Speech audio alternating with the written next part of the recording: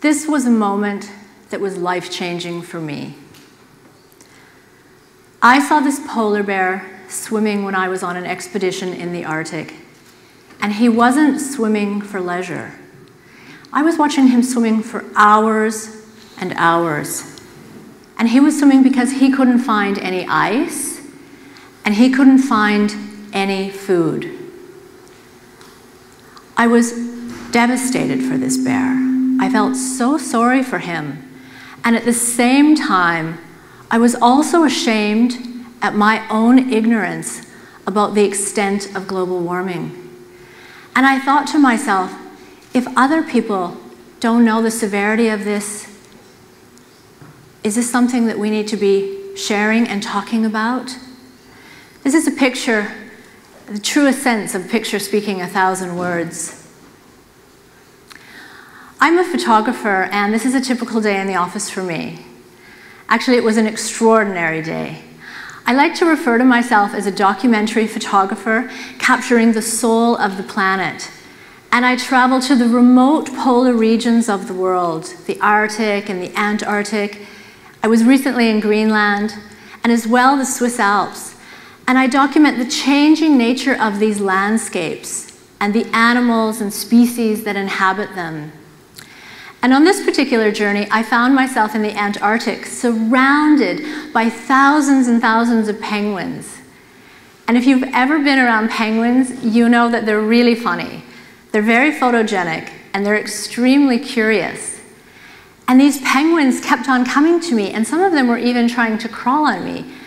And as I looked around, I realized that I was in the midst of a colony, and it was mating season.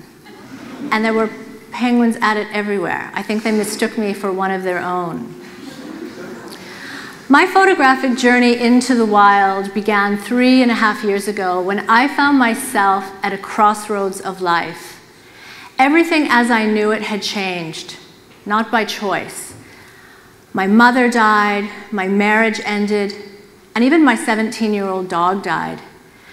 And I found myself in a really deep despair and grief. And so I decided to go into the Swiss Alps and go on a walking journey, a healing walking journey. Nature is my source. Whenever I need to reconnect with myself and get back in touch with things, I go into nature. So I went on this walk, and I walked and I walked, and sometimes I couldn't even see the trail through my tears, but I just kept on going. And what I discovered was a renewed sense of love for myself, but more importantly for this planet. And everywhere around me, I saw the beauty and the abundance of Mother Nature. From the mountain peaks to the valleys below, it was stunningly beautiful what I saw. But in contrast to all of that beauty, I also saw the devastating impact that we as a species have on this planet. And I saw this most perceptibly in the scarring moraines of the glacial retreat, the glaciers that had retreated for kilometers. And this really awoke the curious and activist mind in my head. And I discovered that 95% of glaciers worldwide are in retreat. And I realized that if we as a species are responsible for the demise of this planet, we can reverse that. But what's going on exactly? Why are the landscapes changing so drastically? Why is the ice melting so rapidly? Well, we are currently dumping 110 million tons of greenhouse gases into our atmosphere daily. Every day, every 24 hours, like an open sewer. And what this is doing is it's causing these greenhouse gases to get trapped in our atmosphere, kind of like a blanket circling around the world, warming the temperatures. And these warming temperatures are causing the ice to melt, and as well, the ocean levels to rise. Scientists are predicting that by the end of this century, ocean levels will be 2 meters high, and 2 billion people will be displaced as climate change refugees, meaning that they will have lost their homes because they will have lost their lands. We're already seeing the devastating effects of climate change with respect to the catastrophic weather patterns that we're seeing the increased incidence of, from hurricanes and tsunamis and typhoons and even the wildfires. And I know that climate change can seem overwhelming at times, even a concept that is completely abstract, and I get that. So I want to show you the beauty of what I see in the landscapes with my lens, through my eyes, and also the fragility of what we stand to lose. I want you to fall in love with this planet we call our home. I first saw the noticeable signs of global warming in the Swiss Alps, and this stopped me in my tracks. This is the famous Rhone Glacier, which feeds into the Rhone River. And 8 years ago, the Swiss scientists did an experiment where they wanted to cover a small part of the glacier with blankets to see if it would reduce the melting. So what you see on the right side of the picture is not snow-covered mound. That is the part of the glacier that is covered with these blankets. The middle part, which is dark, is covered with debris. That's the main part of the glacier. And that part melts on average 10 centimeters a day in the heat of the summer months. The part that's covered is reduced. It only melts 50%, but that's still a lot. Glaciers are a vital source of drinking water for communities all around the world. And a slight increase in temperature has a significant impact. A 1 degree Celsius increase in temperature is the difference between ice and water. And in our bodies, a 1 degree Celsius increase is the difference between, it's a fever. We can't go around covering all of the glaciers on the planet with blankets. And it would be futile anyway, because covering glaciers with blankets is kind of like giving an aspirin to someone with a brain tumor. It's not going to work. After seeing what was going on in the Swiss Alps, I was really curious, and I wanted to see what was going on in the Arctic. So I went up to the land of the polar bear, and I saw this amazing, big, male, healthy polar bear. And he came walking very slowly, but very gracefully, as they do, right up to our boat. And it was amazing. This was a breathtaking experience for me. It was my first polar bear, and he stood up right at the bow of our boat. And he put his paws on the bow of the boat. I put my camera down at this point. I couldn't even get him in the frame of my picture. And I looked down into his eyes. It's amazing. And I felt as though he was pleading with me to save his habitat. It was beyond humbling. This is what a healthy Arctic looks like. This was in the early spring when I was there, and there's ice everywhere. Sea ice, it's plentiful and healthy, and the bears can go out and get all the seals and hunt. But scientists are saying that by 2020, the Arctic will be ice-free in the summer. That's in less than 2 years. This is what it looked like when I was there. There wasn't as much ice as there should have been. And bears were swimming more and more to find the ice they needed to find their food.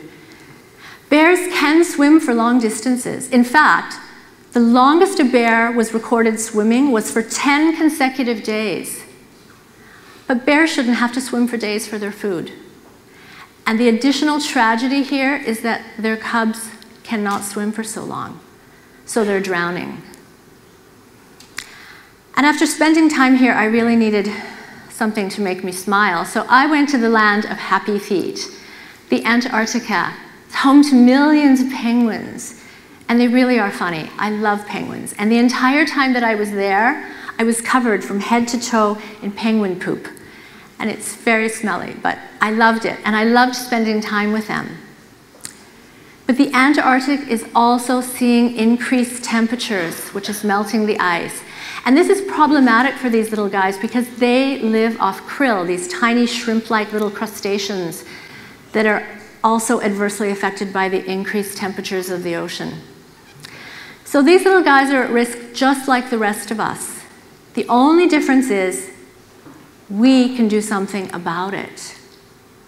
But before I take you into possible solutions, and there are many, there are solutions, I want to offer you a different way of looking at this issue. For example, what do you see in this picture? Who sees a mountain range? Who sees the profile of a woman?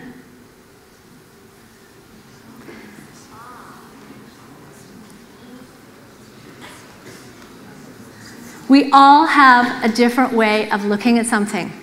We all have our own unique perspective. It's kind of like our own DNA. And when we look at the issue of climate change, we often think of it as something that's happening to us. But I suggest that we do a paradigm shift and look at this in an entirely new way. I love Paul Hawken's perspective that climate change is something that's happening for us, not to us. That climate change is a wake-up call to our species to become motivated and mobilized and engaged into action. And when we reframe what we think about something, it changes the way we respond to it, and whether we act or not. So let's adopt this paradigm and ask ourselves, what can we do to become the agents of change? There are solutions. There are so many that we have that we can choose from. For example, we all know the famous 3 R's: reduce, reuse, recycle. But how does that look in our everyday life? Well, we can start by reducing our consumption. Sometimes I think that consuming has almost replaced soccer as becoming the 21st century sport. All the shops are full all the time. We're consuming and consuming. Another really important area to reduce is our food waste. Did you know that 40% of food production globally ends up in the trash? That's massive. And food production has a really large carbon footprint. From agriculture to packaging, transportation, and refrigeration, it all adds up. So when we can reduce our food waste, that goes a long way. And reusing. We can reuse many things that we already have or repurpose them. We can gift items we no longer need. And recycling. Pretty much everything can be recycled these days, from plastic and paper and cardboard and glass. And I like to take it one step back and ask myself, I don't even need this excess unnecessary packaging. I refuse to buy things that have unnecessary packaging. And everyday solutions can also look like having our own reusable water bottle so we don't have to always buy plastic water bottles, and having our own reusable shopping bag that we can take to the grocery store so we don't need to take plastic bags from the shop. And let's not forget to turn off our lights. We just need to be mindful.